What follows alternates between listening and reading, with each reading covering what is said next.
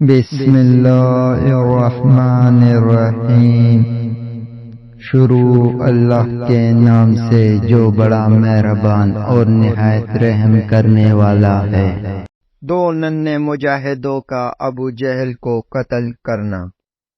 سیدنا عبد الرحمن بن عوف رضی اللہ تعالی عنہ کہتے ہیں کہ صف بندی غزوہ بدر میں میرے دائیں بائیں نوجوان لڑکے تھے۔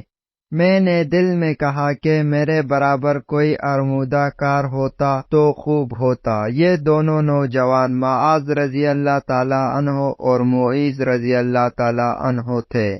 ایک نے چپکے سے مجھ سے کہا کہ چچا آپ ابو جہل کو جانتے ہیں؟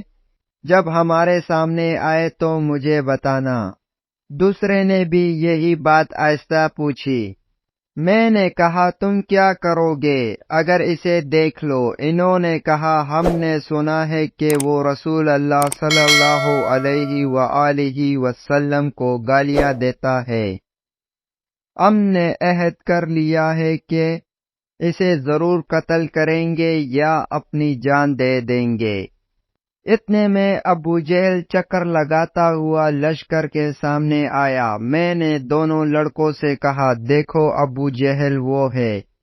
یہ سنتے ہی وہ دونوں ایسے جھپٹے جیسے شہباز کوے پر گرا کرتا ہے۔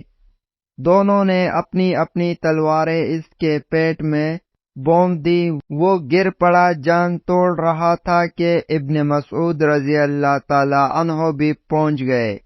انہوں نے اس کی چھاتی پر پاؤں رکھا، سر کاٹا اور داڑھی سے پکڑ کر سر اٹھا لیا۔ آپ صلی اللہ علیہ وآلہ وسلم نے حرثہ کی خدمت کو منظر فرمایا۔